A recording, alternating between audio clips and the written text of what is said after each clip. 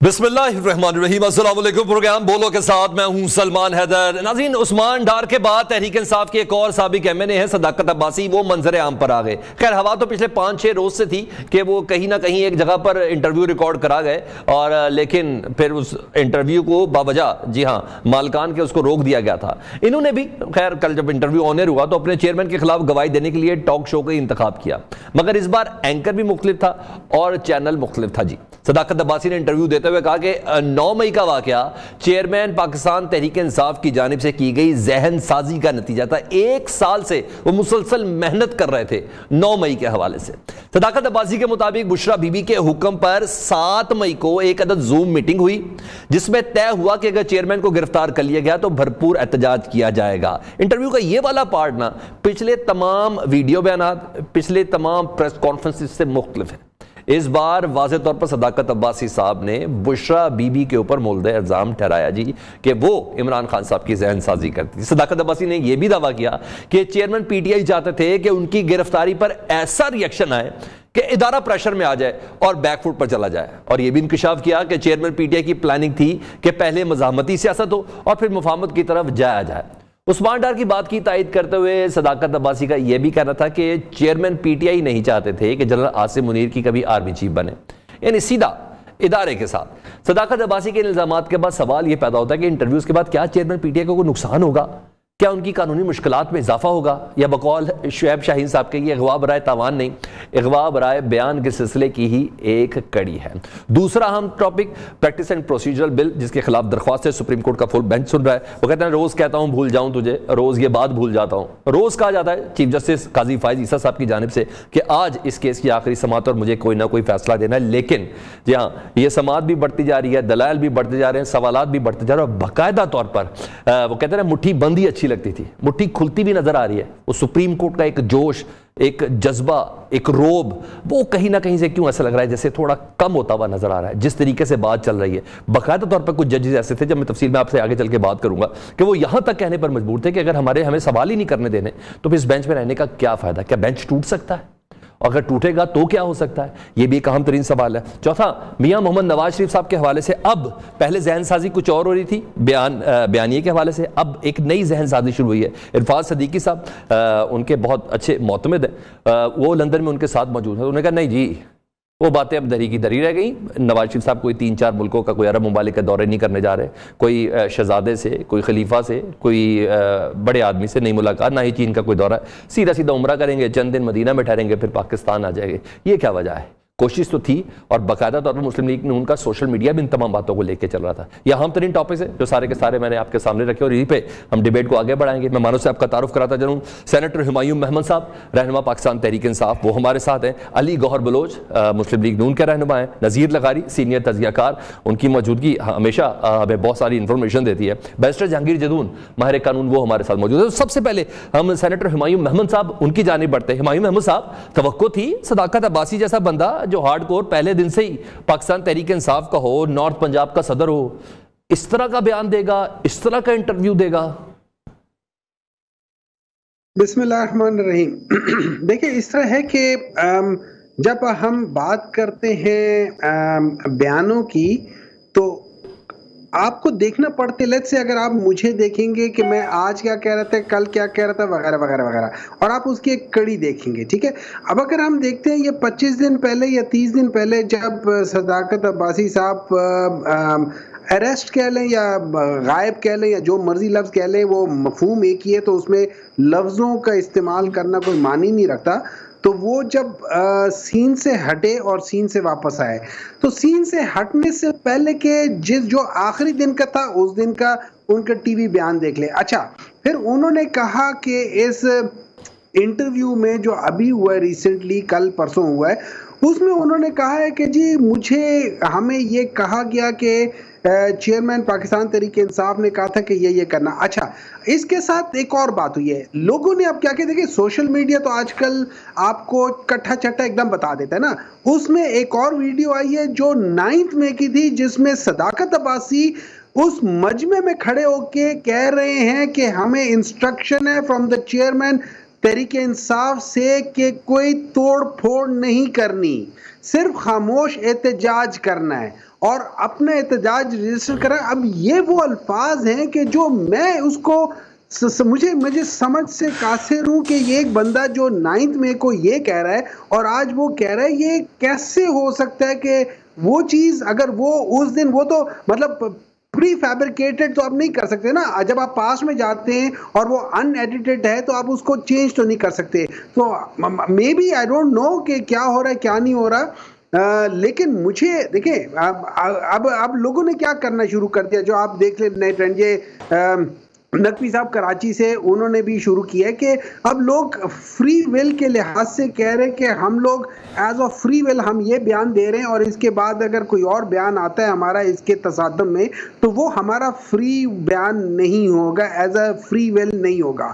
اب دیکھیں میں یہ سمجھتا ہوں ہم لوگ ایز اے ملک بڑے غلط ڈائریکشن پہ چل پڑے ہیں. ہم لوگ اگر ایک شخص کو یا ایک پارٹی کو یا بعض لوگوں کو ہم کسی وجہ سے ہم ان کو بیچ میں گھسیٹنا چاہتے ہیں, اگر کہیں کوئی غلط ہوا ہے اس کی سزا اپنی جگہ, لیکن اگر کسی کو بیچ میں گھسیٹنا ہے وہ اپنی جگہ. یہ 2-3-4 چیزیں ہم نے دیکھنی سینیٹر صاحب, آپ کو کچھ مختلف نہیں لگا صداقت عباسی کے انٹرویو میں؟ نہیں, پی ٹی آئی تو انہوں نے بھی چھوڑی, سیاست بھی انہوں نے چھیڑی, مختلف کیا آپ کو کیا لگا یا میں بتا دوں؟ دیکھیں مجھے تو 2-3 چیزیں مختلف ہیں. ایک تو انٹرویو کے دوران میں اب مجھے پوری طرح یاد نہیں ہے, لیکن وہ جو انٹرویو لے رہے تھے ان کی ٹائی بدل گئی تھی, کلر بدل گیا تھا. اچھا وہ میں آپ کو بتاتا ہوں, اس وجہ سے تھا پروگرام پہلے کا ریکارڈ ہوا تھا اور پہلے کا ریکارڈ ہوا ہوا تھا جس کی وجہ سے ڈان انتظامیہ نے کچھ عرصے کے لیے سٹینڈ لیا تھا, لیکن وہ سٹینڈ ٹوٹا تھا اور اس کے بعد پھر انہوں نے کہا دیکھیں میں نے آپ کو یہ انٹرویو دکھایا اور اب آپ فیصلہ کر لیں. یہ صداقت عباسی کا یہ کہ ہوا تھا, کوئی ایسا جمپ نہیں تھا, وہ انٹرویو پہلے کا ریکارڈ تھا, وہ انٹرویو کا لنک دیا تھا انہوں نے لاسٹ میں جس کی وجہ سے آپ کو ٹائی چینج ہوئی تھی. میں آپ کو بتاتا ہوں بشرا بی بی والا معاملہ, ابھی تک کسی پریس کانفرنس میں کسی ویڈیو بیان میں بشرا بی بی پہ اس طرح سیدھا اٹیک نہیں ہوا کہ 7 مئی کو انہوں نے زوم میٹنگ کنڈکٹ کی تھی 9 مئی کے حوالے سے.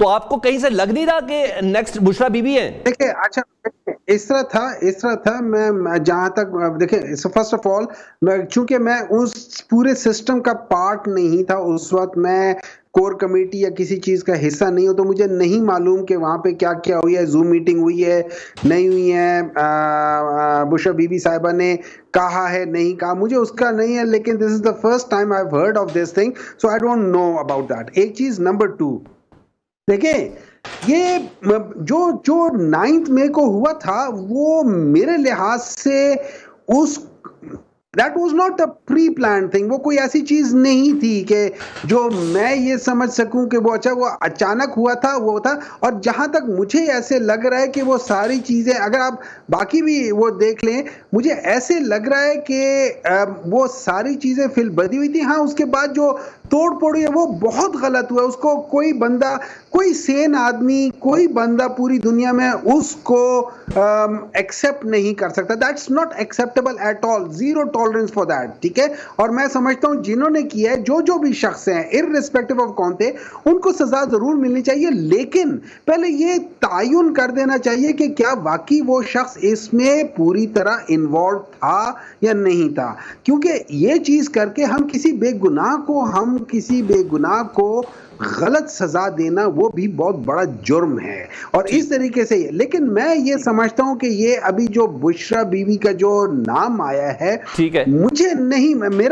مجھے نہیں خیال کہ she is involved in any kind of politics whatsoever. جس طریقے سے بھی یہ چل رہا ہے نا معاملہ, میں نے ابھی آگے اس کو لے کے چل رہا ہے, میں نے اب ذرا علی گوہر کو شامل کر لوں ذرا گفتگو میں. ایک حساب سے بہت دیر تک بات ہو گئی. پھر آپ علی گوہر صاحب کو لے لیں. آپ کی بیگم, علی گوہر صاحب کی, میری, ہم لوگ کوئی بات کرتے کچھ کرتے ہیں, ہمارے گھر میں کوئی نہ کوئی مشورہ ضرور ہوتا ہے, but that does not mean کہ we are dictated by our wives. یا اس چیز میں مشورہ اور زوم میٹنگ میں بڑا فرق ہوتا ہے سر.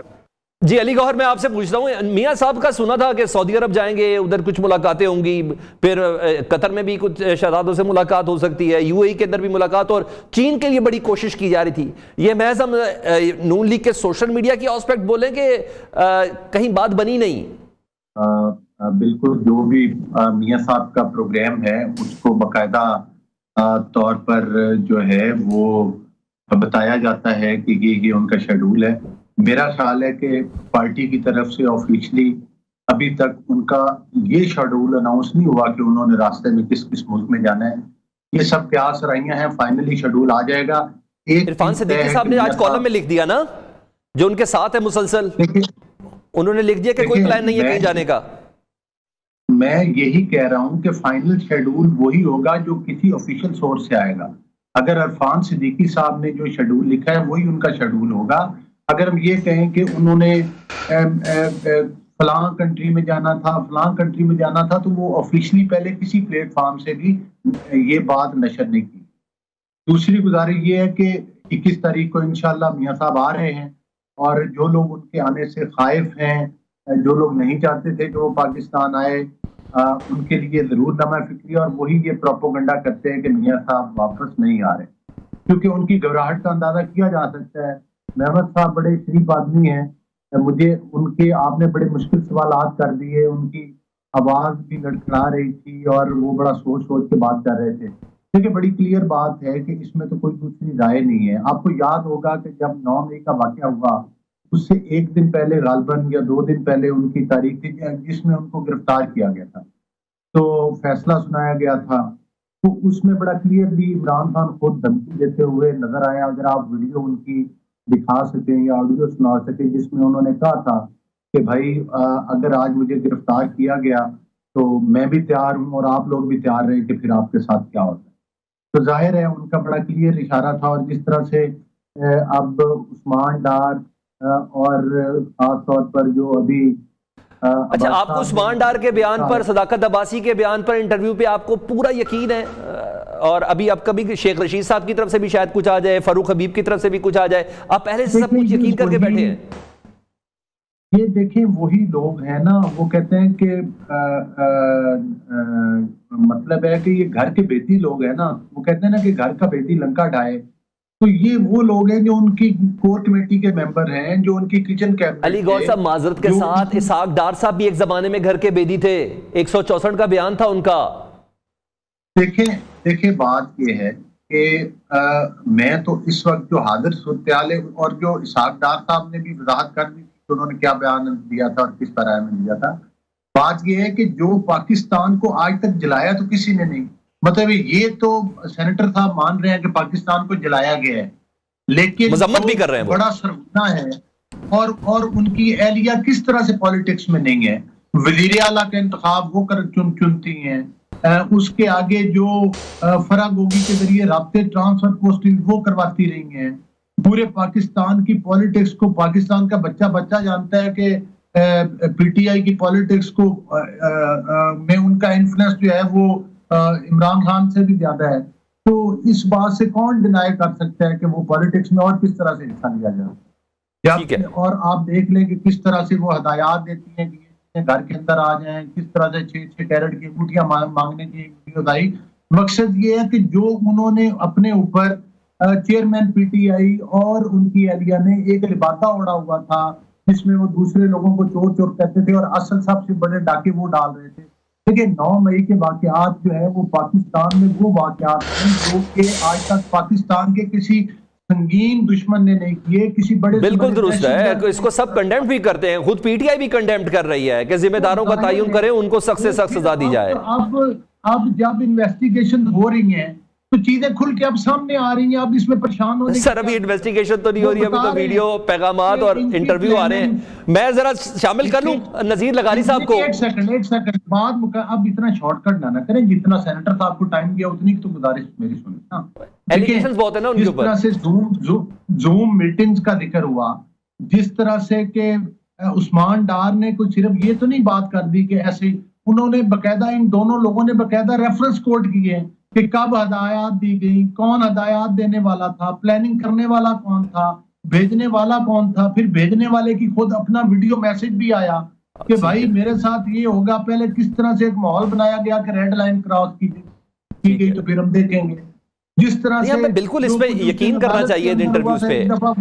علی گور صاحب ہمیں ان انٹرویوز پہ بھی یقین کرنا چاہیے, لیکن وہ جو والدہ سے ملتے ہوئے چیختے ہوئے رونا واپسی پر اپنی بیٹی سے ملتے ہوئے، بیگم سے ملتے ہوئے، وہ بھی آسپیکٹ دیکھنا ہے کہ ہمیں پورا بھی اتنا بھی یقین نہ ہی کرے تو بہتر ہے، ذرا تھوڑا سا ہمیں تھوڑی پلیس بھی رکھنی چاہیے۔ لغاری صاحب کو شامل کرتا ہوں۔ نذیر لغاری صاحب، کرنا کیا ہے کہ اس طرح کے جو انٹرویوز ہیں یہ پاکستان تحریک انصاف کو، ان کے چیئرمین کو، عوام کے سامنے کوئی بڑا نقصان دے پائیں گے؟ آپ سمجھتے ہیں یہ پوزیشن ہے جس طریقے سے کنڈکٹ کیا جا رہا ہے انٹرویوز کو، ویڈیو بیانات کو، پریس کانفرنسز کو؟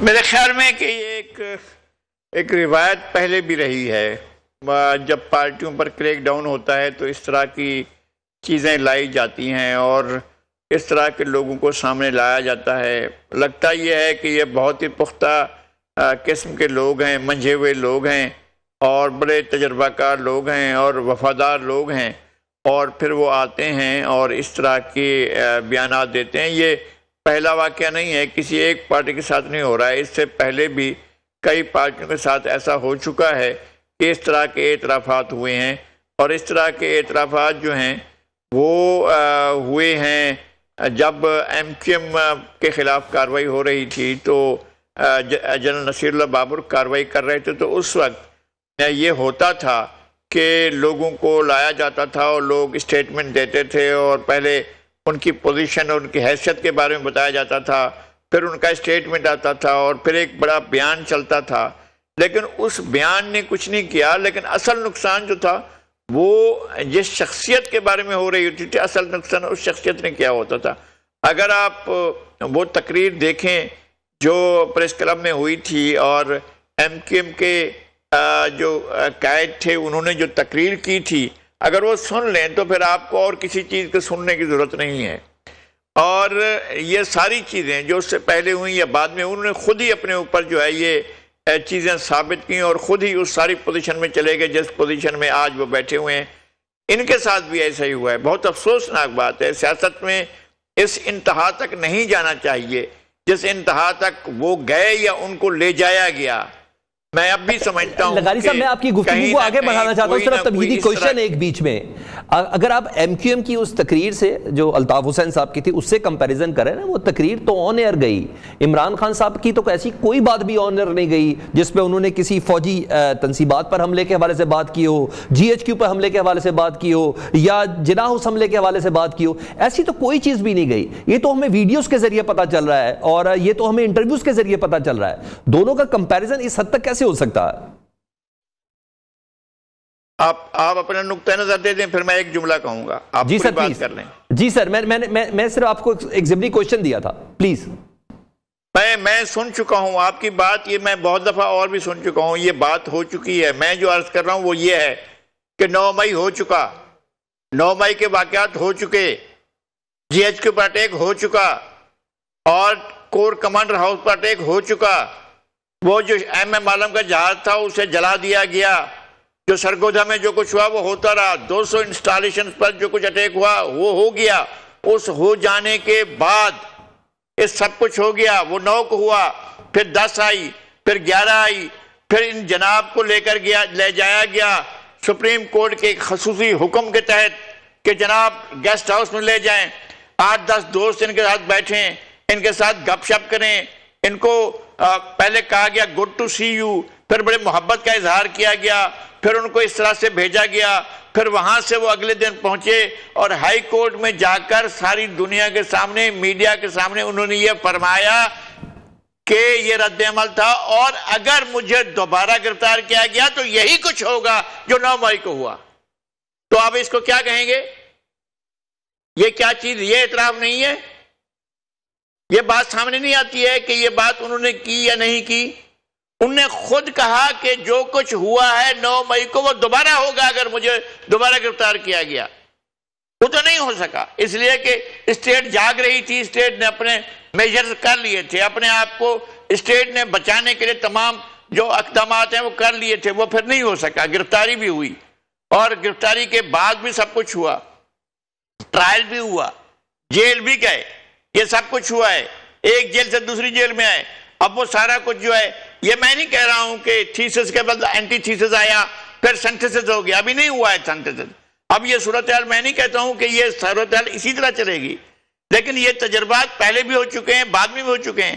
یہ کہنا کہ ان کا تو کوئی واسطہ نہیں ہے، جب ان کا کوئی واسطہ نہیں ہے، جب یہ کہا جائے کہ خدا زید کا قتل ہو گیا اور اس کے بعد جی ان کا تو کوئی واسطہ نہیں ہے، زید کو جانتے ہی نہیں تھے، ان کا کوئی واسطہ نہیں تھا، لیکن اگر یہ زید کہہ دیں اگلے دن کہ جس طرح زید قتل ہوا ہے اسی طرح پھر دیکھنا کہ فلاں بھی قتل ہو جائے گا، تو اس کا مطلب تو کیا ہوگا؟ اس کا مطلب یہ ہوگا کہ زید کو میں نے قتل کرایا ہے. کیا اس کا کیا مطلب ہے؟ اس کا مطلب وارننگ بھی ہو سکتا ہے. اس کا مطلب وارننگ بھی ہو سکتا ہے. یہ پھر بھی کورٹس کو ثابت کرنا چاہیے اور کورٹس میں یہ بات جانی چاہیے، لیکن انہوں نے اپنی زبان سے کہا، خود کہا کہ جو کچھ 9 مئی کو ہوا وہ دوبارہ ہوگا اگر مجھے دوبارہ گرفتار کیا گیا. تو اس کا کیا مطلب ہے؟ نہیں، اس کا یہ بھی مطلب ہے کہ ماضی سے بھی سبق سیکھا جا سکتا ہے. ایک بریک لیتے ہیں، بریک کے بعد دوبارہ حاضر ہوتے ہیں. Welcome back. Senator Humayun Mahmood صاحب، جتنی گفتگو مجھے ابھی تک نذیر لغاری صاحب سے میری ہوئی وہ بالکل کنونس ہے، چاہے اس کے وہ کہتے ہیں کہ باقی فیصلہ عدالت کو کرنا چاہیے. نون لیگ تو ویسے ہی کافی زیادہ کنونس ہو چکی ہے کہ سب کچھ عمران خان صاحب کی وجہ سے ہوا، اور اب جبکہ پورا بتایا جا رہا ہے کہ 1 سال تک ذہن سازی کرتے رہے، اور یہ بات کوئی اور نہیں، یہ صاحب خود بتا رہے ہیں، صداقت عباسی صاحب. تو اب تو یہ جو ہونا تھا وہ تو ہو چکا، اب اس نقصان کی بھرپائی کیسے ہوگی؟ آپ کیا سمجھتے ہیں کہ آپ صحیح پیرامیٹرز کے اوپر چل رہے ہیں؟ یہی حل ہے جو آپ نکالنے کی کوشش کر رہے ہیں؟ دیکھیں، اس طرح ہے کہ جو آگے ہوگا وہ بیسڈ کرتا ہے جو پیچھے ہوا ہے، کیونکہ اس میں آپ نے سزا کا تعین کرنا ہے کہ کیا ان لوگوں نے غلطی کی ہے یا نہیں کی ہے. تو this is a part of an ongoing process, اور اس کی بیسس پہ ایک ڈیسیجن ہوگا. اب نذیر لغاری صاحب نے جو باتیں کی ہیں، میں سمجھتا ہوں کہ ایک عام انسان جو ہوگا نا، جب وہ یہ ساری چیزیں دیکھے گا تو وہ اسی طرح پرزیوم کرے گا جیسے نذیر لغاری صاحب کر رہے ہیں کہ 11 مئی کو جو خان صاحب نے کہا تھا. اچھا، لیکن جو ایک تھوڑا سا اس کے اندر ایک چیز مجھے سمجھ نہیں آتی، اور مجھے اس کو ذرا دیکھنا پڑے گا، اس کو اسیس کرنا پڑے گا ان آرڈر ٹو ایویلویٹ کہ وہ جو ہوا ہے وہ کس لحاظ سے ہوا ہے. اچھا، اب ہم آ جاتے ہیں 9 مئی کو، آ جاتے ہیں 9 مئی کو کیا ہوا. 9 مئی کو چیئرمین تحریک انصاف لاہور سے چلے، انہوں نے 2 ویڈیو ریکارڈنگ بھیجی. ایک انہوں نے اپنے ورکرز کے لیے، جس میں انہوں نے کہا تھا کہ آپ لوگوں کو آنے کی ضرورت نہیں ہے، میں جا رہا ہوں اور آپ لوگ پلیز مت آئے، اور پرامن اپنا احتجاج ضرور نوٹ کروائے. یہ انہوں نے ایک ویڈیو ریکارڈ کیا تھا. دوسرا انہوں نے کہا تھا نکلتے ہوئے وہ اسٹیبلشمنٹ اور جو گورنمنٹ تھی اس وقت کی، ان کو کہا تھا کہ دیکھو میں آ رہا ہوں، میں اس جگہ پہ کورٹ میں ہوں گا، آپ لوگ مجھے اپنا جو وارنٹ آف گرفتاری ہے وہ دکھا کے مجھے گرفتار کر لیں. تو انہوں نے کوئی، اور جب آپ گئے تھے تو ان کے ساتھ کوئی لوگ نہیں تھے، کچھ نہیں تھے، صرف ان کے وکلا کی ٹیم تھی، اور وہ وہاں پہ بڑے آرام سے بیٹھے ہوئے تھے. اور جب یہ ساری چیزیں ہو رہی تھی تو وہ ایکچولی ہنس رہے تھے کہ کیا ہو رہا ہے، یہ باہر کیا توڑ پھوڑ ہو رہی ہے. تو وہ چیزیں اب بات آ جاتی ہے، وہ 9 مئی کو ان کو اٹھا کے لے جاتے ہیں اور رکھ دیتے ہیں آپ پولیس لائن کے اندر. اچھا، 9 مئی سے لے کے 10 مئی اور 11 مئی آئی ایم ناٹ شیور کہ ان کو کتنی انفارمیشن ملی ہے کہ کیا ہوا ہے، کیا نہیں ہوا، کس لحاظ سے ہوا ہے، کتنی توڑ پھوڑ ہوئی ہے، جان بوجھ کے ہوئی ہے، انجانے میں کیا، ان کو کتنی انفارمیشن ہے. تو جو بیان انہوں نے کہا تھا، انہوں نے اس میں 2 چیزیں کی تھی. ایک تو انہوں نے کہا تھا کہ جو اگر کوئی توڑ پھوڑ ہوئی ہے تو انہوں نے اس کی مذمت کی تھی، لیکن آئی ایم ناٹ شیور کہ ان کو کتنا. رہی بات یہ کہ انہوں نے، جو میری نظر ہے، میری سوچ ہے، اب ہو سکتا ہے میں بائس ہوں، لیکن میری سوچ کیا ہے؟ میری سوچ یہ ہے کہ ایک شخص کو یہ پتا ہوا ہے کہ وہاں پہ ایک ریئیکشن آیا ہے، تو انہوں نے اس ریئیکشن کا کہا تھا کیا، لیکن انہوں نے یہ نہیں دیکھا تھا کہ وہ ریئیکشن کس نوعیت کا، بیکاز ان کے اوپر نہ ان کے پاس موبائل فون، نہ ان کے پاس وہ کسی لائر کا ایکسس نہیں، کسی چیز کا ایکسس نہیں. صاحب، یہ تو آپ بینیفٹ آف ڈاؤٹ دے رہے ہیں نا، مگر اسی جگہ پہ عمران خان صاحب نے یہ بھی کہا تھا کہ اگر میرے ساتھ جو سلوک کیا، اگر جو اٹھا کے لے کے گئے تھے، اگر عوام نے ان کی طرف نہیں جانا تھا تو پھر کس کی طرف جاتے؟ یہ بھی تو انہوں نے ہی کہا تھا. دیکھیے میری بات سنیں، میں آپ کو ایک بات بتاتا ہوں. اگر آپ ذرا ریوائنڈ کر لیتے، تھوڑا سا ریوائنڈ کر لیتے، 25 مئی پچھلے سال چلے جاتے یا اس دوران میں چلے جاتے، وہاں پہ بھی اگر آپ دیکھیں پشاور میں کور کمانڈر کے گھر کے باہر احتجاج ہوا تھا، لیکن پرامن احتجاج ہوا تھا، کوئی توڑ پھوڑ نہیں ہوئی تھی. اس سے پہلے بھی احتجاج ہوئے ہیں اور صرف پرامن احتجاج ہوئے ہیں، کوئی توڑ پھوڑ نہیں ہوئی ہے. تو یہ چیزیں کر کے اگر آپ دیکھا جائے، میں پرزیوم یہ کروں گا کہ وہ پرامن احتجاج کے لحاظ سے تھا. ان کو شاید اگر ان کو یہ پتا ہو، دیکھیں میں کوئی 17-18 سال سے and I work closely with ہم، मैं ये समझता हूं कि जितने लोग मैं आज तक मिला हूं, इंक्लूडिंग मेरे फादर जो है वो आर्म फोर्सेस के हैं, मेरे बहुत सारे रिश्तेदार आर्म फोर्सेस में हैं, मैं उन सब से भी मिला हुआ और मैं बगैर किसी उसके कहता हूं कि मैंने चेयरमैन पाकिस्तान तहरीक इंसाफ को पाकिस्तान का जितना महबूब मैंने देखा है उनको, जितना वो पाकिस्तान के साथ लॉयल हैं, जितना वो पाकिस्तान के लिए स्टैंड लेते हैं, जितना वो अपनी आर्मी के लिए स्टैंड लेते हैं, not individuals but army as an institution, मैंने बहुत कम सिविलियन लोगों को, मैंने बहुत कम पॉलिटिशियंस को इतना सिंसियर इस मुल्क के साथ पाया है कि वो शख्स जो कि जिसको अल्लाह ताला ने सब कुछ दिया हुआ था, पैसा दिया हुआ। अच्छा सेनेटर माहिर महमूद साहब, जिस तरह आपने भी इमरान खान साहब से मुतालिक बोला, वो पाकिस्तान, वो पाक फौज, उनसे मुतालिक क्या समझते हैं और पाकिस्तान से मोहब्बत, ये मैं आपको इसका क्लिप एक वीडियो बयान के तौर पर कंसीडर कर लें कि इसके बाद अगर कभी कोई आपका बयान आया तो वो किसी दबाव और मजबूरी में होगा। देखिए, मैं आपको एक बात बताऊं, मैं उन लोगों में से हूं, जब मैं पाकिस्तान तहरीक इंसाफ में शुरू की बात है, मैं एक प्रोग्राम में गया था और मैंने एक बात की थी जो कि उस वक्त के जनरल सेक्रेटरी जनरल जहांगीर तरीन साहब और चेयरमैन पाकिस्तान तहरीक इंसाफ इमरान खान, इन दोनों ने एक बात कही थी और मैंने उसके खिलाफ बयान दिया था। तो मुझे ये कहा गया था टीवी में कि डॉक्टर साहब कहीं ये तो नहीं है कि आपसे वो लोग खफा हो जाए, और मेरा जवाब ये था कि मैं उनको खुश करने में अपने अल्लाह को खफा नहीं कर सकता। ठीक है, तो मैं किसी अच्छा मैं अब आगे बढ़ता हूं, मैंने बिल्कुल प्रोग्राम के इस वाले ना प्रोग्राम के सिलसिले को सर मैंने क्लोजिंग की तरफ लेके जाना है, प्लीज।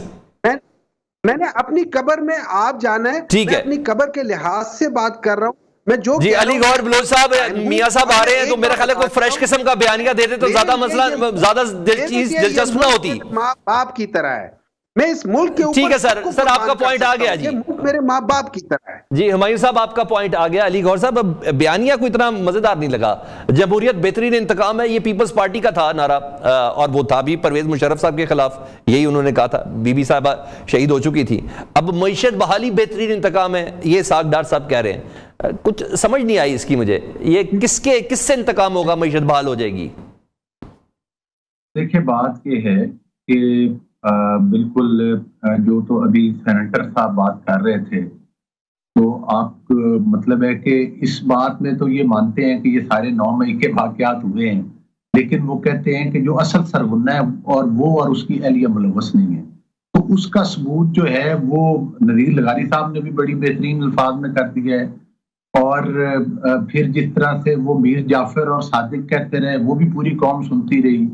और फिर जिस तरह से कि वो जब आर्मी चीफ का तकर्रर होना था, उसमें जिस तरह से वो तकरीरें करते रहे, जलसे जुलूस निकालते रहे, और उससे पहले भी उनका माजी, जिस तरह से पीटीवी पर हमला किया, जिस तरह से सुप्रीम कोर्ट के गिर्द कब्रें खोदी, वो कोई एक नहीं है, वो एक तवील लिस्ट है। जिस तरह से सिविल नाफरमानी की तहरीक चलाई, मकसद ये है कि उनको वो एस्टेब्लिशमेंट कबूल है जो उनके लिए वोट चुरा कर दे, तो वो एस्टेब्लिशमेंट मंजूर है जो उनके लिए दीगर पार्टियों को तोड़े और उनके सियासी मुखालफिनों को जेलों में बंद करवाए।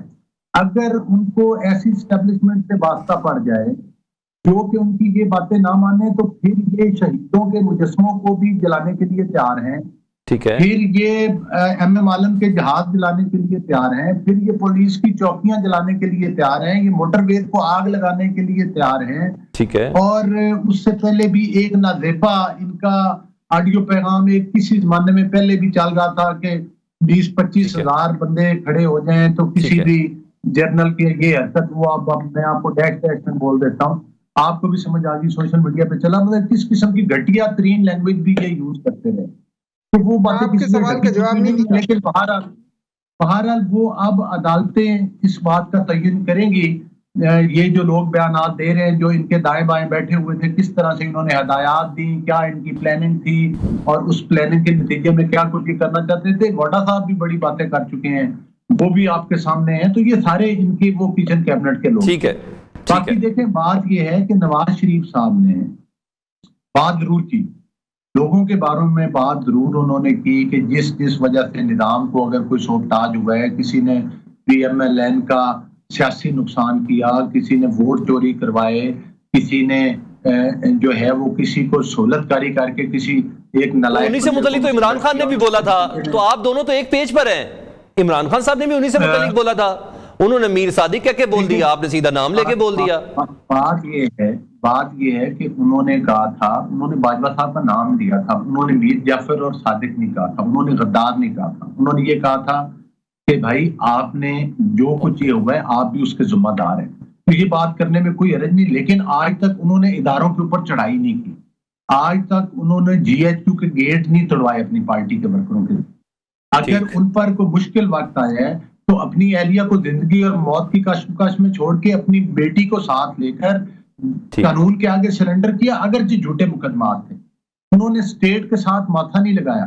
جہاں تک آپ بیانیے کی بات کر رہے ہیں، بالکل میاں صاحب نے بات کی، وہ آج بھی یہ ان کا موقف ہے کہ جن لوگ، اگر ہم نے معاملات کے اوپر مٹی ڈالنی ہے اور رسپانسبلٹی فکس نہیں کرنی تو پھر ہم مستقبل میں وہ معاشی اور سیاسی نتائج حاصل نہیں کر سکتے جو کہ پاکستان کو ریکوائرڈ ہے. لیکن بہرحال آج کے ہمارے اصل جو پرابلم ہیں وہ مہنگائی ہے، وہ معیشت کی تباہی ہے. اگر ہم اس طرف توجہ کریں گے تو 2013 سے لے کر 18 تک جس طرح سے ہم نے چیلنج، پھر باقی چیزوں پہ مٹی ڈل گئی نا سر. علی گور بلوچ صاحب آپ کا بہت شکریہ. نذیر لغاری صاحب ہمارے ساتھ موجود تھے. سینیٹر ہمایوں محمد آپ سب کا بہت شکریہ. بولو اس بریک کے بعد. Welcome back. Supreme Court practice and procedure bill کی خلاف جو درخواست تھی اس میں ہم نے دیکھا کہ اب یہ معاملات سلجھنے کی بجائے یہ بگڑتے ہوئے نظر آ رہے ہیں. اب ججز حضرات کے اندر باقاعدہ نوک جھوک ہوتی ہوئی بھی نظر آ رہی ہے اور اب پتہ چل رہا ہے اور کہا جا رہا ہے کہ یہ میری رسپانسبلٹی نہیں، میری ذمہ داری نہیں، یہ سب ہو رہا ہے. اور یہ سچویشن کیا ہے اور روز کہا جا رہا ہے کہ آج آخری دن سماعت کا روز ایک بات دن اور ایکسٹینڈ کر دیا جاتا ہے. بیرسٹر جہانگیر جدون صاحب ہمارے ساتھ موجود ہیں. بیرسٹر صاحب آج ہم نے دیکھا، کل ہم نے جسٹس منیب صاحب کو دیکھا، آج ہم نے مظاہر علی اکبر صاحب کو دیکھا اور اعجاز الحسن صاحب کو دیکھا. جسٹس عائشہ صاحبہ کو بھی روکا گیا. باقاعدہ ایسا لگ رہا ہے کہ کوئی ذہن بن چکے ہیں ان حالات میں اگر کوئی بینچ سے اٹھ کے چلا جائے. مجھے جسٹس منیب کی گفتگو سے اس بات کا اندازہ بھی ہوا اگر اٹھ کے چلا جائے تو پھر بھی یہ فل کورٹ رہے گا.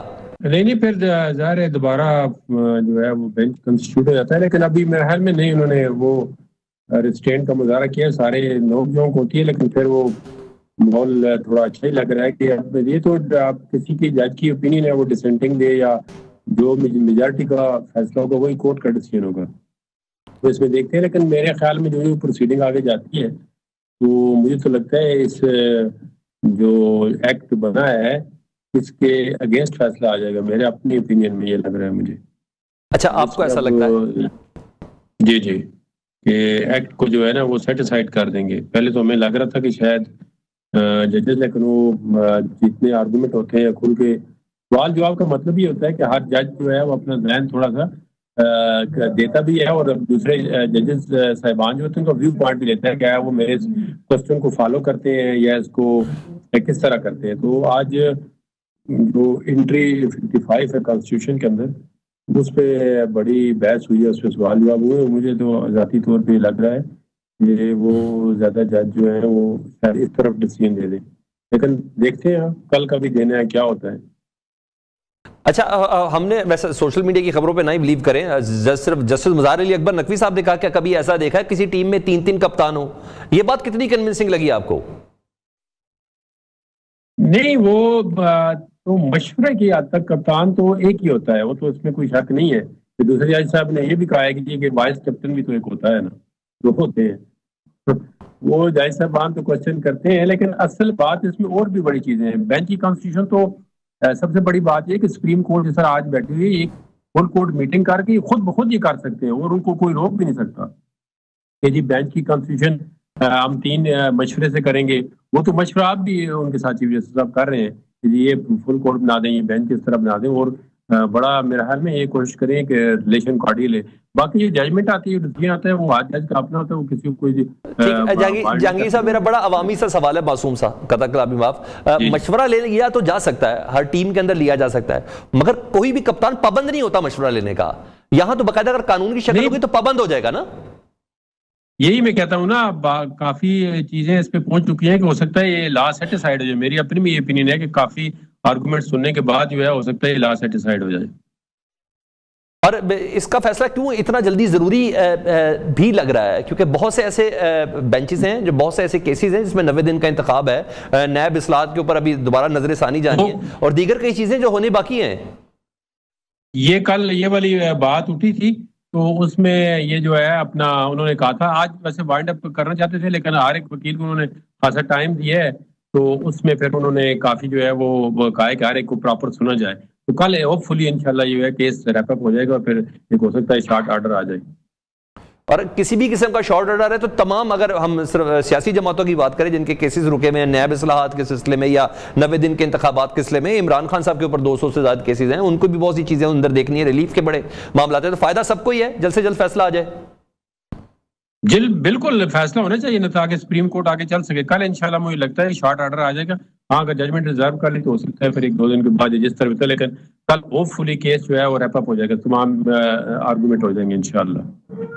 بہت شکریہ بیرسٹر جہانگیر جدون ہم سے بات کر رہے تھے. پروگرام بولو سے سلمان حیدر کو اجازت دیجیے. اللہ حافظ.